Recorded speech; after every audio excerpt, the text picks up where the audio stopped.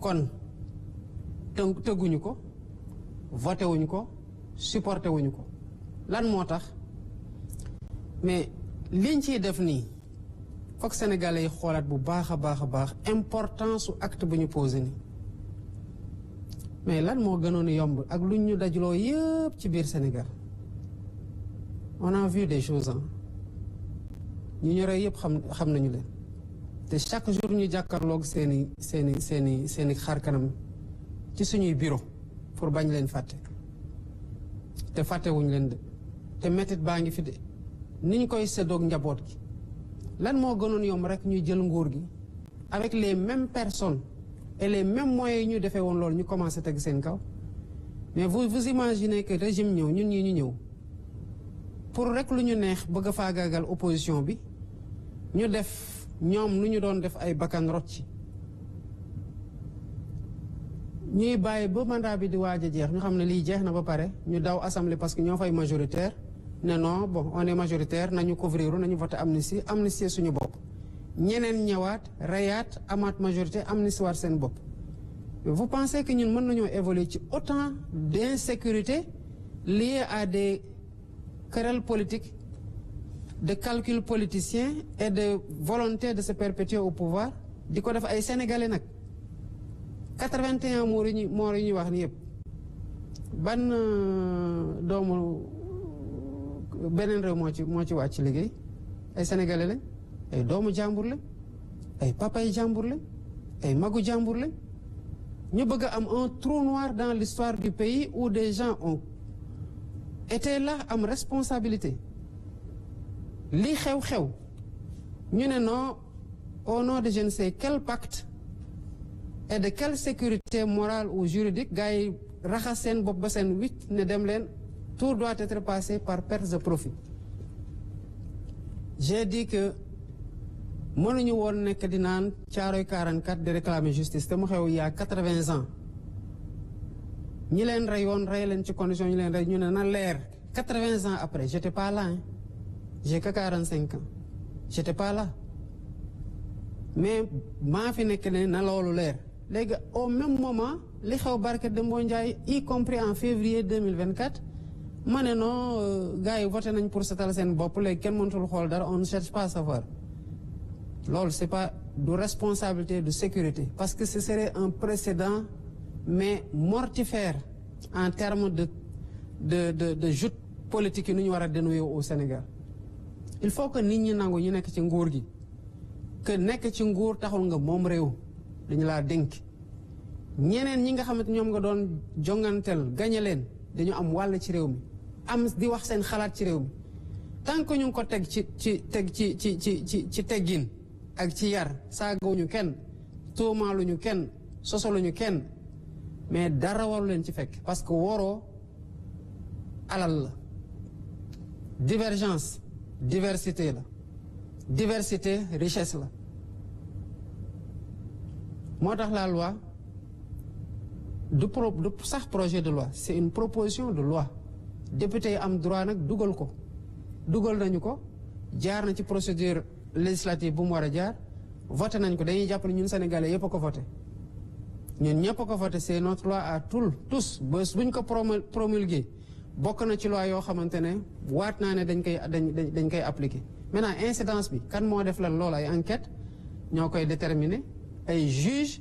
ñooy atte ay nit bu fekkee ne am na ñoo xamante ne mën nañu leen teg baaram ne def nañu mais je ne préjuge de personne que def na dara parce que tout le monde est présumé innocent rek keroog une justice di condamner kenn définitivement ne yow def nga lii fee yi lañu lay toppee lii mooy seen qualification teg nañu la daan bi. am na solo lool monsieur le président François Xavier Thiaw ma bàyyi la nga yeggali. monsieur le président nag bëggoon ñu delluwaat ci réforme justice wax nga sànq ne li points yi ruuse woon ci assises yi yu ci gën a bëri liggéey ngeen ci ba texte yi ñu ngi ci étape validation mais am na ci benn poñ boo xam ne dégguñu la ci wala xamaguñ exactement lan nga ci décider mooy sa présence ou non ci conseil supérieur de la magistrature te mu nekk point boo xam ne bu ñuy ŋàññi justice lu gën a bëri tey Sénégal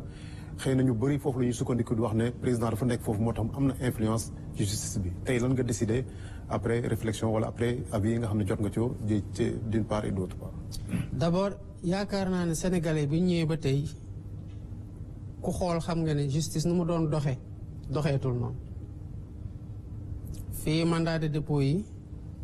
dañ ko doon distribuer comme des petits pains ci lu mu am flagrance wala mu bañ a am flagrance mu jar ko wala mu bañ ko jar bu ñu fàtte ne que fii Sénégal tëj nañu fi nit 6 mois parce que justice dafa def ay reetaan ci page Facebook am justice boobu lañu fi fekk de ak leneen li xew yépp ci gannaaw lii lu gën a metti ñu ne lii la justice boobu dem leen ngeen laaj au niveau de la justice ngeen laaj au niveau des magistrats ngeen laaj au niveau des vous verrez que la justice n'est plus ce qu'elle était loolu lañ nekk di renforcer c'est vrai acteurs politiques yépp surtout de l'opposition comme nous l'avons fait en son temps foofu la ñuy tirer mais man par exemple fi ñu toll nii benn conseil supérieur de la magistrature laa fekkee le conseil a délibéré, a fait ses affectations. Ça a été voté. C'est passé, les gens ont été affectés. Mais yaakaar nga ne ci dossier yii di xew ci justice actuellement sama présence ci benn réunion boobu woon mooy déterminer issue bi non. Pour avoir assisté à un conseil supérieur de la magistrature, j'ai posé la question à tout le conseil. Yep. C'était la première fois ma ne leen c'est le premier conseil auquel j'assiste. ñi ñu bëgg ñu indépendant c'est les magistrats. ñi rendre les décisions c'est les magistrats. lan ngeen xalaat ci sama présence ci conseil bi. ma ne leen soyez à l'aise parce que je ne tiens ni à rester ni à partir. Mais quelle est la meilleure décision qu'il faut prendre par rapport à la justice au Sénégal ci présence du président de la République au sein du Conseil ñoom ñëpp joxe seen xalaat ma seetlu Conseil bi nu mu doxee j'ai compris beaucoup de choses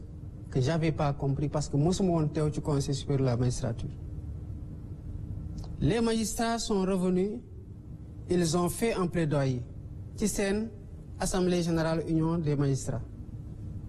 Récemment recevoiraat nañ leen plaider waat nañu parce que xamaguñu ba tey fa ñuy tersi mais ci lu ñu nekk di avancer nii c'est quoi? C'est les points sur lesquels il y a eu des consensus. Sur le point du Conseil supérieur de la magistrature amul consensus. Sur le point du code de l'enfant ci yeneen ñu ci bëgg a dugal amul consensus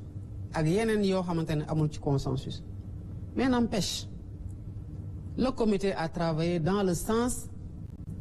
de ce qui était ci sens boo xamante ne am nañ ci consensus. Par exemple, augmenter le nombre de magistrats élus am na consensus.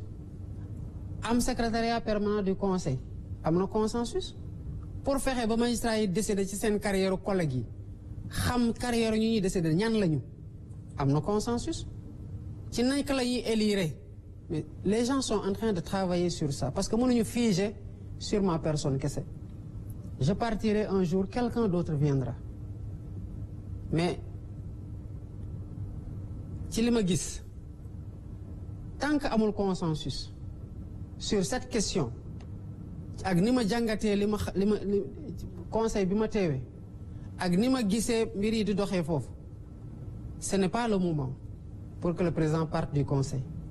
Très bien am na solo Astou Dione maa ngi la bàyyi kàddu gi. Alors, toujours si wàllum réforme judiciaire ak lu jëm ci wàllum justice bi tey fii nga toog dafa am président bu fi toogoon ci jamono muy le président Macky Sall mu nekk mars 2021 mu fekkee ko mu nekk ay événements yu tiis dem ba juin 2024 mu nekk loo xamante ni également dañ ci dénombré ay nombre de morts yu takkoo takku nit yu bëri ñàkk ci seen bakken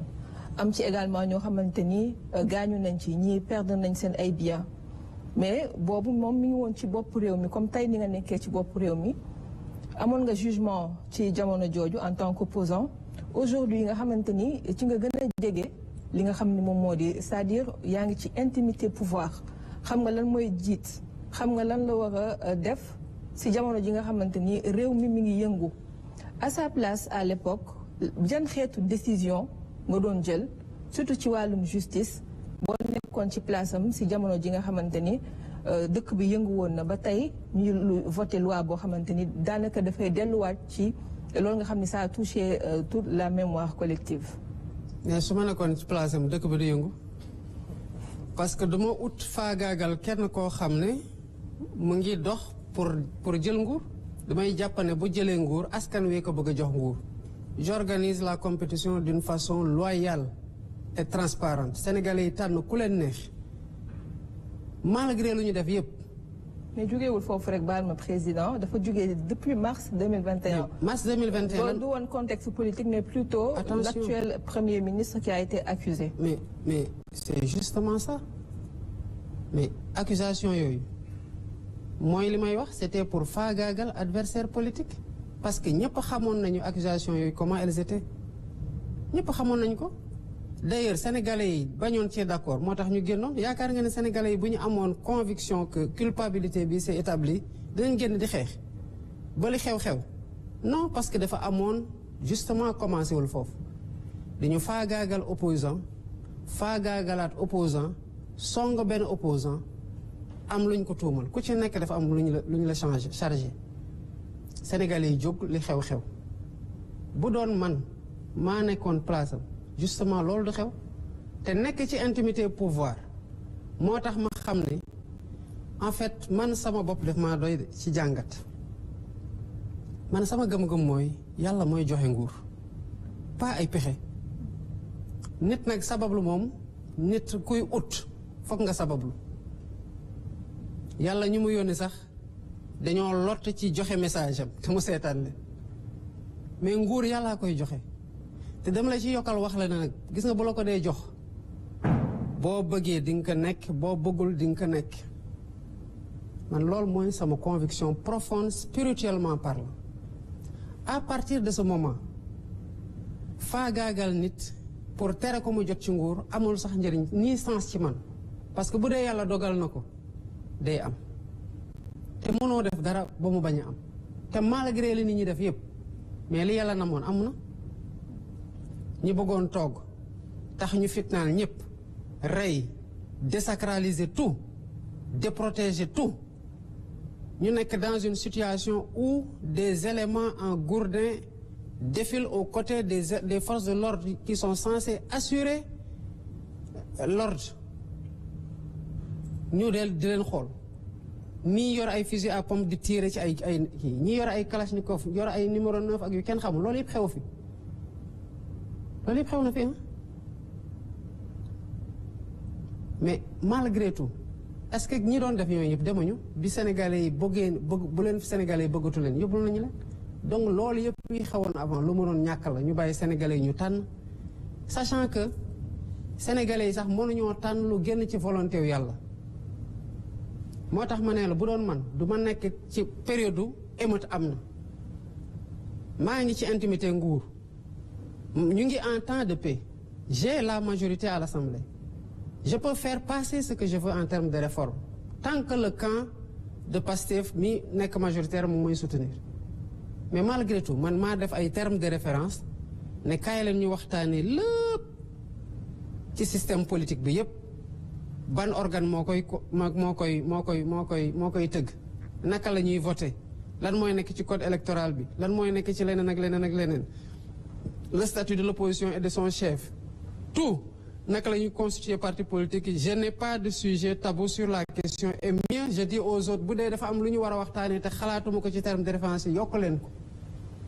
lan moo tax may def loolu parce que j'ai tiré les leçons